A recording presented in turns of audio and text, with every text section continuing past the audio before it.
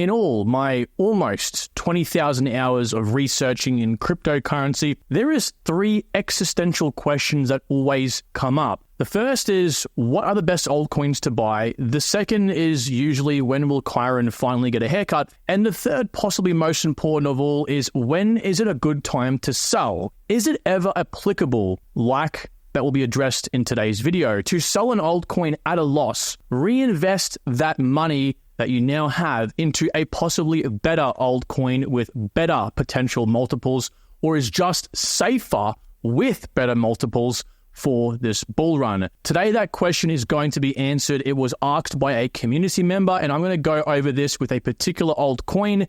And guys, look, this is going to apply to a lot of circumstances out there, because I know some of you have thought of this. Again, this is one of the most, I think, asked questions behind just when do I buy? What sell levels do I sell at, right? So please take the time to listen to this. It's far more important than me saying to you, hey guys, I sold this coin and this coin and this coin today. By the way, I've sold no altcoins, okay? Don't get you freak out here on me, okay? And then what I've decided to buy, because that's only teaching you one thing. Follow an influencer, which is not what you want to do. I don't care who they are, even if it's me. Don't follow any influencer. The information in this video is actually something that you can take knowledge and apply to your own situations for the future. So with that being said, do not forget, if you find yourself enjoying this video, you can help support the many hours that goes into creating these and all the knowledge that went in before it by hitting that like button and also subscribing. Not for my benefit, of course, that won't help me whatsoever. It'll actually help you achieve all your goals in this bull run. Now, for those of you self-admitted TikTok brain or YouTube reel fiends where you can't sit through a video without hearing a top 10 altcoin prediction, I want you to strap yourself down. Better yet, I want you to get friends, family, mum, dad, the cat, the dog to tie you to the chair and do the Mr. Bean toothpick opening thing where you kind of just have to sit there and watch this video through, okay? Because seriously, you're going to come to ask yourself the question that I'm going to answer in today's video at least once or twice in your crypto career. As a matter of fact, if it wasn't for Mr. Chap here that asked this question in the private community, then honestly, I would still not really know the answer to this question myself, okay? Because, again, I think it's pretty applicable no matter how new or old you are. So he said, and I'm going to do a lot of context on this question before we start things off, because there will be a lot of questions you might be asking just based on this. So Chap says, just curious why you don't own or talk about Chainlink. I love Chainlink, by the way. It's a great coin. One of the all-time best coins in the space, I still think. According to the cheat sheet, the price target is $192. So we have a price prediction sheet in the private community, completely built on data. None of my personal opinions, but I do also have my personal opinions. I do tack on the end there as well for those interested. And that's $200 for my personal opinion. At the current price, you can get out super early and still get a 10x for Chainlink. I know you have A, which is another coin I'm not going to mention in this video because people may freak out if they hear the next part, as I do, but you're selling coin A at $2, which is only a 3x according to my average buying price. So you can maybe guess as to the reasons why I'm not going to be mentioning what coin A is, because I'm selling coin A at $2, which is about a 3 or 4x from my average buying price, which I'm about 50% down on right now. But I tell people that the coin can realistically go to about $6, $7, or $8, okay? And the reason why, before you all freak out, because I know there's going to be some people that just skip this part of the video, the reason why is because I have a clear goal in crypto, a clear set money target across my whole portfolio. Every dollar I invest more and more and more, I'm not looking to increase that goal. That goal stays the same. It's static. So the more money I put in, the less multiples I need to achieve my goal. So I bring down my sell levels for my coins, okay? So for this coin, coin A, right, I've managed to buy a lot of it, okay, and move down my sell levels so much to where my whole entire portfolio, I only really need about a 5x, a bit under a 5x. So I think all these coins I'm buying with have very, very low exit levels for me personally can do a lot more. But again, I'm just here to achieve my target and get the hell out. I'm not here to see the fireworks. I'm just here to get out, okay? So with that preface all said and done, he says, hypothetically, even if you sell your coin A, take a loss. Like I said, I'm about 50% down right now, which means I invested about 60K. So that means I would have about 30K left over. Invest that new 30K back into Chainlink, sell Chainlink at a 10X, okay, which is about $110. For today's example, we're going to say it's $100 because it's closer to $100 right now. That's still way below the data and your price target opinion. Just want to know your reasoning because I'm debating on converting my coin A into Chainlink to then make more multiples, right? So again, we're taking coin A, taking a loss. Most people, I think, on CoinA, regardless of where they are in crypto, are about 50% down on it right now, give or take, and then put that into a coin like Chainlink where you can get more multiples. Here's the problem though. What we're actually doing here is comparing apples with oranges. So we have a Chainlink here. If we buy in today, again, let's say it's $10 today, and we have over here CoinA selling at $2, right? You might assume, well, hang on a second, Kyron. This is about a 4x or a 3x. So from your average buying price, that's ridiculous. Chainlink, you can 10x and still get out safely. Yes, but that's Chainlink at a high sell level. We're comparing two different prices. Okay, so if we actually come across here, if we compare the pair, apples with apples, what happens if we go basically, again, my price prediction on Chainlink is about $200. So if we go down about 50% here and sell at $100, so they get that nice 10x that chat was talking about, well, in this case, we need to do the same with Pyth. So Pyth at $5, again, 50% down from that price prediction, which is my price prediction for this coin. In that case, you know, will we have a fair fight? Will CoinA be able to make more? Because again, no matter if I bought Chainlink or if I bought Ethereum or Bitcoin, whatever it may have been, right? I am looking to get out at a safer level than most people because I've invested more money over time, so I'm reducing the sell level. So really, what we're essentially saying is here, because I've been buying CoinA, Chainlink, or whatever coin you're dealing with, whatever other coin you might want to buy, is more appealing because, again, it's just, we're looking at the max possible gain here. Well, what happens if we look for the max possible gain with CoinA? Again, Chainlink at $10, today's price. So we're starting at literally today's price, okay? Now, CoinA will use the average buy-in price of 46 cents, which is my average buy-in price. It's around about 25 or so cents right now. So again, about 50% down. Well, of course, $2 is about 4.3x. So not much. But if I had been buying Chainlink this whole time, because again, I'm reducing my sell prices because I'm trying to just get out safely, that'd be about $40 for Chainlink. So much of a muchness if we compare apples with apples. Also, again, like I said before, if we truly compare apples with apples for most money made, well, in this case, again, that's the same as selling this coin for $5. Now, looking at this going, Kyron, what are these colorful zones you're looking at here? Well, for those who are familiar with the channel, you know that we do things very safely here. So a price prediction, and this is my Link price prediction and my CoinA price prediction, then you will come to know that price predictions are just a fugazi number that we make up based on what we can see in the market, but no one really knows where they're bloody going to go. It's a crypto thing. People just like to know how much money they could possibly make. The thing is, no one knows. And so we might have Chainlink and all this coin's price do this and get close, but then come shooting back down again. So it's best to have zones. The red zone is where you don't want to be selling. Highly illiquid, you don't want to be here, right? The gray zone is a buffer between the do not want to exit at zone and the green zone, which is where you want to be exiting. The lower you exit, the better it is. So if you sell down here at like Chainlink at, let's just say $11, which is a whatever, 0.1x, right? Very, very safe versus even a 2x. But still, we can assume the bull market's coming. Therefore, there's likely going to be some, demand for these coins. They're both good in their own right. And so in this case, $130 and $650 is the top of the green zone for both of these coins. So what I've shown you in this chart essentially here is this is truly apples with apples, right? We're looking at 80% down and 80% down. So like basically, if I was to be buying both coins equally, and what I'd be selling them at equally, versus what they can both do at a 10x. And again, this is a 10x from my average buy-in price, not even the current price. The current price, definitely more multiples to be made. So you're likely scratching your head right now thinking to yourself, God, this is really boring. What's he even really saying? Well, here's where all that sort of pretext is going to really start to make a bit of sense. So far, again, we're not really comparing them equally, just giving you the example. So because I'm selling CoinA at far lower than where it can actually go, versus Chainlink, we're actually stretching to $100, which sounds amazing. Here's what it actually looks like on a safe level. This will answer, first of all, will we make more gains making the switch? And also, is the switch safer? Well, if we move down from the green zone, because again, we don't want to be really selling at these levels up here. These all sound great, but we want to be selling at least, worst case, at $130 because you will have to have some sell levels into the gray zone in that case, okay? So what we're going to do is move down to the levels in which we're looking for a 10x. So Chainlink at a 10x from the current price is $100. That's 23% down from the top of the green zone. Okay, so it's 23% safer. It's still nice and safe, well and truly underneath that green zone. Well, actually, CoinA, underneath its price here in the green zone, the max green zone price, is 29% down, okay, $460.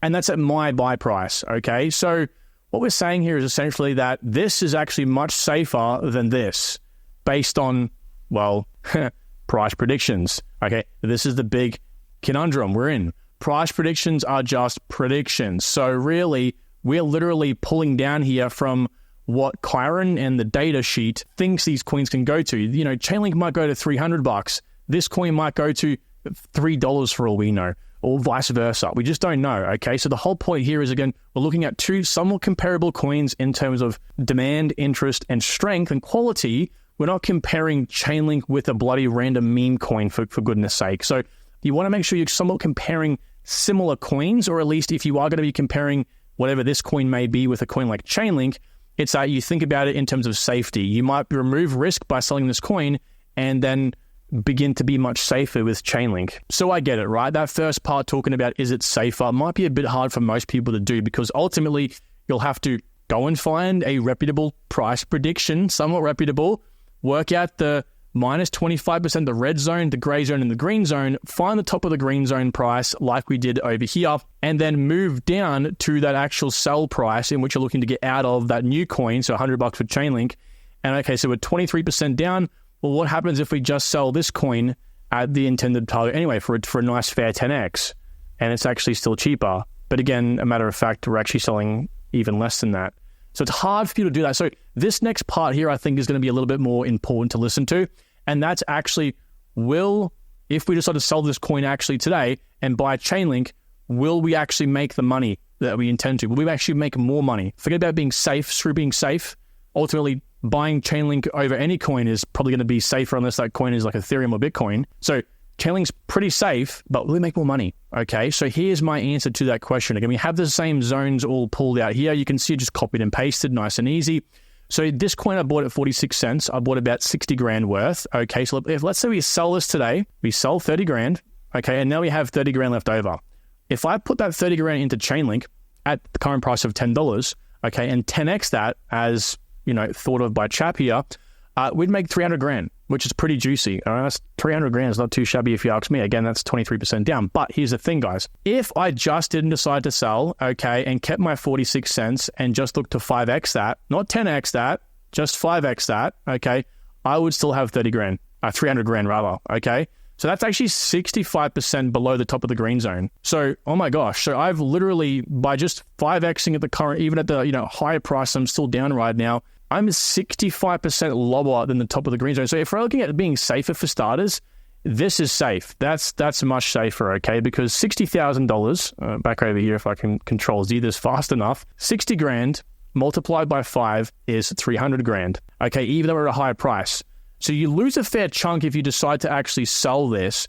And the question might become now, well, Kyron, okay, so forget about Chainlink, all right? Because again, you make the same amount of money, sure, but again, like look at the green zone difference. Way down here, much safer versus very close up to $130. And mind you, again, you'll have to have some sell levels above that target as well. So it's even more risky. Okay, but what happens if we take the 30 grand that we have and we still sell, but then we buy back in at the lower price? We buy back in at the discounted price. Well, what happens then? Is it suitable if we just focus on that, okay? And the answer is, let's have a look at it, right? So if we have, again, coin A, we have our 30 grand, so we decide to actually sell the 60 grand and we have that left over. We buy back in at 23 cents, okay, and we look to get out at $2.30, which is, again, that price target. That's a 10x. Oof, nice 10x. 10x is better than 5x, isn't it? Well, again, you 10x 30 grand, that's 300 grand, okay?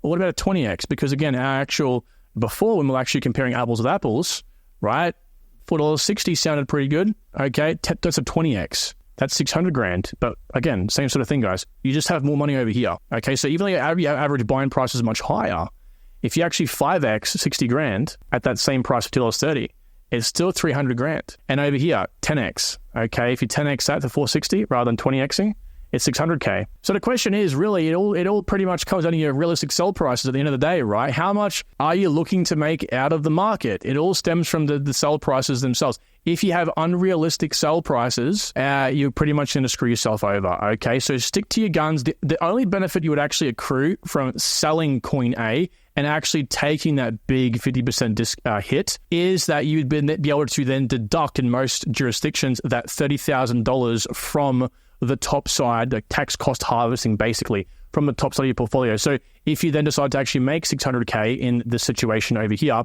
you would then have, 600K. But what would happen is because you lost 30 grand, you'd actually be able to deduct $30,000 from that. So really only being taxed on, give or take, to cut a long story short, $570,000. So you have the benefit of that, but again, is it worth all the stress? Is it worth you having to face the facts that you now have to, have that 20x hit? I mean, it's the same sort of thing, but lower multiples over here. In my opinion, for most people, I don't think it's really worth it. So the short answer is, guys, Project A is still a better hold in this situation, even though my high average buy-in price does sound daunting, and being down as much money as I am, it's not only safer, but also yields the same returns. No matter how you look at it, you're actually being much safer, okay? If you compare apples with apples, okay, you just simply make more money over here, essentially at the end of the day, right? And if you're actually trying to compare in terms of how much money you end up with, it's much safer in this respects as well, okay? But we actually had Jeff pretty much follow on here to the question from Chap, saying a very important thing. He said, first of all, great question. I also own CoinA and have been thinking about adding a link at these low prices. According to the narrative relative strength spreadsheet, again, this is in the bull run cheat sheet, CoinA is in the Oracle narrative, but Chainlink is in Oracle, also interoperability and real-world asset. So does this make Link a better and safer option with prices this low, since it's a more established project and covers more narratives? Very, very good question. And let's not forget, technically, again, you guys don't know what coin I'm talking about here, but it actually is easier to buy Chainlink at this point as well. So it's on more exchanges. That is a benefit of being able to be purchased by more people. However, of course, if there is a new exchange for CoinA, a new exchange listing, that also is a good event for people to get FOMO and buy the coin. So what Jeff's actually saying here is, well, Kyron, because Chainlink does more things, it's more, I guess, exposed to these many different top narratives, isn't it just going to compound those and do better? And the answer is actually yes. That's the thing, though. Chainlink is 6.5 times larger in the market cap than CoinA. So you have to kind of take these announcements with that sort of in mind, okay? How easy is it going to be to float versus a coin that's 6.5 times smaller, 1 billion market cap essentially?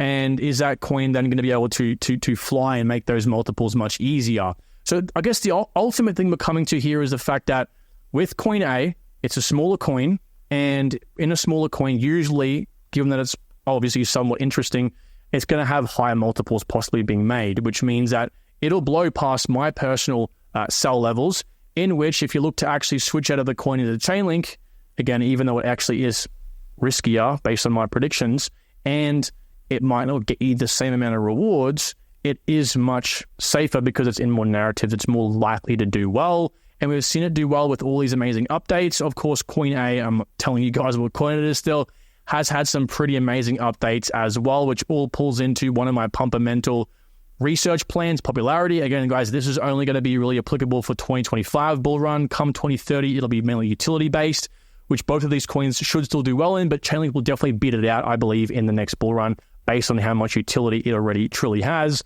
Of course, popularity is what is pretty much given a coin a certain amount of interest at a given time, okay? So, if there's an announcement or if it's a roadmap upgrade, whatever it may be, it's going to spike the interest in the coin, therefore it'll pump the coin up, at least temporarily. Okay, cool. So in your situation, how can you replicate such a thing? Well, first of all, if you had coin A and coin B was your current coin and you were down 50% on your current coin, the only reason you should be considering selling coin B, which you're 50% down on, and buying coin A is all based on risk. All based on risk. Okay, so if coin B is bad, risky, or you have no conviction, then it's a reasonable decision in my opinion. Again, you'll pretty much make somewhat equal amount of returns out depending on, of course, how you manage to do it. But if coin A is significantly less risky, you can also decide to make the switch.